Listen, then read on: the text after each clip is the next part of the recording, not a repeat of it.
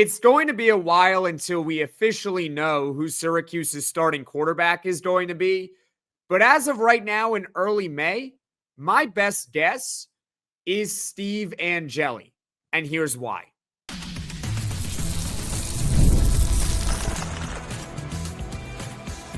You are Locked On Syracuse, your daily podcast on the Syracuse Orange. Part of the Locked On Podcast Network, your team every day.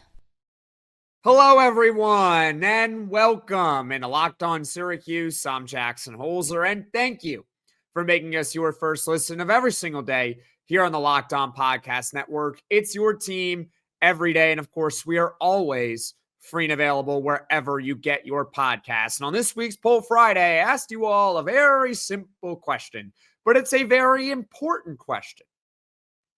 Who do you think will be Syracuse's starting quarterback on opening day against Tennessee?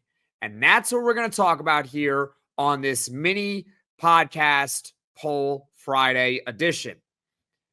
For context, there are about 5 possible answers to the question of who is going to be Syracuse's starting quarterback.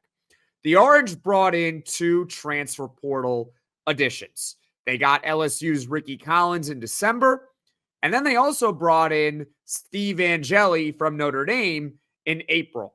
Syracuse also kept Jahkari Williams, a redshirt freshman, from entering the portal, and they also brought in 2 true freshmen, Luke Carney and Rich Bellin. So that's 5 possible options right there. And the results are in. You all voted. There were about 350 votes on this week's Poll Friday, and the winner is Steve Angeli with about 79% of the vote. Rickie Collins got 20%, and other, so that's Jahkari Williams, Luke Carney, Rich Bellin, got 1% of the vote. My thoughts? Well, you may have heard it off the top of the mini podcast here. I agree with you all. I think it's also going to be Steve Angeli as the starting quarterback week 1 against Tennessee. I understand that Rickie Collins was initially named the starter for Syracuse football by Fran Brown, but keep in mind the timing of him being named the starting quarterback. That was well before Syracuse went out and got Steve Angeli. Steve Angeli was not in the transfer portal yet. He was named the starting quarterback before the spring game. So Rickie Collins was good enough to win the quarterback competition against guys like Michael Johnson Jr., Jahkari Williams, Luke Carney, Rich Bellin. He was good enough there. But will he be good enough to beat out Steve Angeli? I don't know. I don't think so. Number 1, Steve Angeli has more experience than Rickie Collins, but the best way to phrase it is he's got more positive experience than Rickie Collins, because not all experience is good experience. You can have plenty of experience, but still be bad, right? Steve Angeli has 80 career passing attempts, and I'm not going to sit here and try to tell you all that 80 passing attempts is a lot of passing attempts for a career. But Rickie Collins only has 7 career passing attempts, even though it is a limited sample for a guy like Steve Angeli. Those 80 career passing attempts, he has done very well in them. A 10-to-1 touchdown interception ratio, over 11 yards per attempt, over 70% completion rate. He led Penn State to a field goal drive in the college football playoff last year. That was a big, important drive at the end of the half. He also had a legitimate chance to win Notre Dame's starting quarterback battle. He didn't end up winning the job. He did not get the job, but that does not mean that Steve Angeli is a bad quarterback. It just means that Notre Dame is a loaded team, and they might just have someone that is even better than Steve Angeli. I think the fact that the staff at Notre Dame felt he was good enough to even be in the conversation to be the Notre Dame starting quarterback speaks volumes about his actual ability.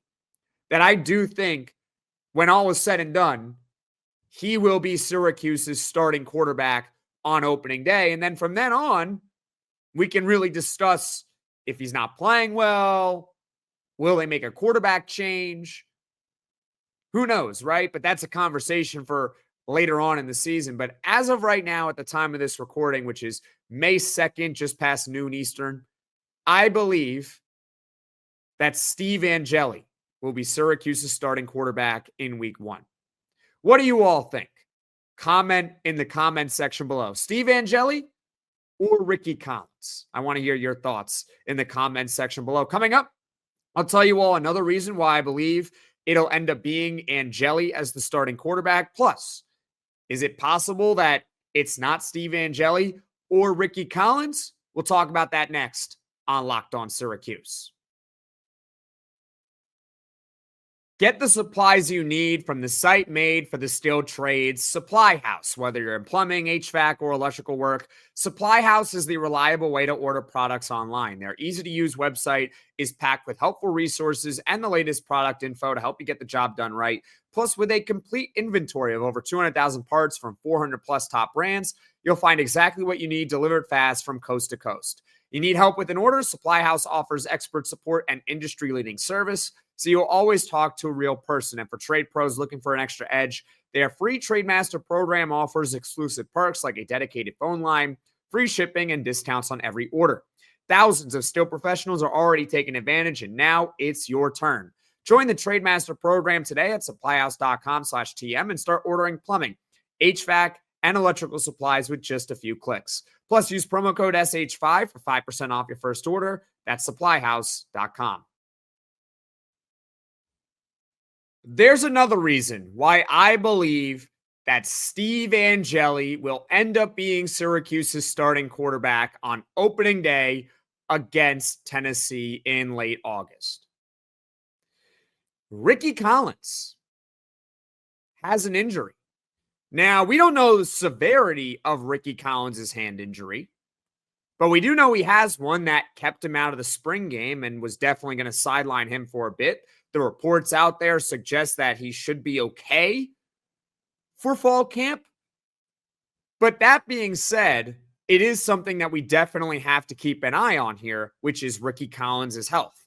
I said this on the initial podcast when Steve Angeli officially signed with Syracuse football, that at that present time, Rickie Collins has a slight edge. And the reason why he would have a slight edge is because he's had more time to study the offense, learn the offense, get reps with his wide receivers, tight ends, running backs, and ultimately build chemistry.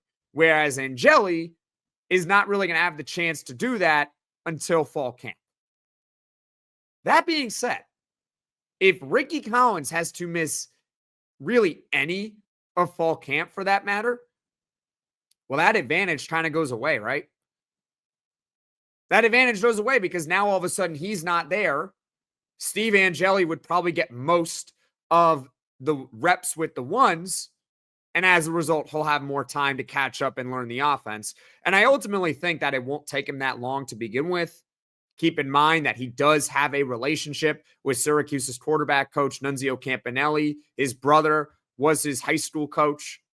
So I don't think it'll be a massive adjustment for a guy like Steve Angeli. And hey, guess what? You can make the argument that Syracuse's starting quarterback and their new number one wide receiver in Jonte Cook are both together going to have to learn the offense at the same time and build chemistry together, right? Will it be anyone else? Will it be Jahkari Williams? Will it be Luke Carney? Will it be Rich Bellin? 1% of you all voted that way, and I think that's pretty accurate, that only 1% said it will be someone else, that it won't be Steve Angeli or Rickie Collins. I'm here to tell you right now, I cannot make a guarantee, but the way I see it is the only way Syracuse's starting quarterback next year at the beginning of the season against Tennessee, it's not Rickie Collins and it's not Steve Angeli, is if they are both injured. That's about it. The reason why I feel this way is because Rickie Collins was already good enough to beat out Carney and Bellin and Williams in a quarterback competition in the spring, right? He already beat him out and he was named the starting quarterback. Now it's about, can he beat out Steve Angeli? And in the case of Steve Angeli, I think we can all agree that he's most likely better than Carney and Williams and Bellin at this point in their careers. It's not to say that those young kids can't be one day better than Steve Angeli, but as of right now, they probably are not. The two top quarterbacks are Rickie Collins and Steve Angeli, and that is the main quarterback competition. So unless there is an injury, it's going to be one of those two guys starting on opening day. So that just about does it for this week's Poll Friday on who will be Syracuse's starting quarterback week 1 against Tennessee. And of course, I want to hear your thoughts in the comment section below, whether you agree with me, whether you disagree with me. You can tell me that I'm an idiot. I have no idea what I'm talking about. Hey, comment in the comment section below. As far as what is coming up here on the Locked On Syracuse podcast in the future, well, I promised we will have more Jonte Cook content, and it looks like Locked On Portal podcast host of Locked On Seminoles, recruiting expert, recruiting guru, Brian Smith, he will be on the podcast tonight. That will be an episode that is aired later on. I don't have a definitive time for you all, but my guess is going to be 8 or 9 p.m. Eastern. So keep an eye on that. And speaking of which, you know what? You might want to hit this like button. And really, if you really want to know right away when that podcast is going to drop, well, hit that subscribe button, turn on those notifications so you know when I am dropping the next podcast. And thank you for making Locked On Syracuse your first listen today. For your second listen, speaking of Brian Smith, you can check out the Locked On Portal show because Brian has the latest rumors and portal signings. You can be the most informed fan on the rapid changes of the college football landscape. You can find the Portal podcast on YouTube or wherever you get your podcasts. Folks, thank you all so much for watching. Thank you all so much for listening, and I will talk to you all again soon.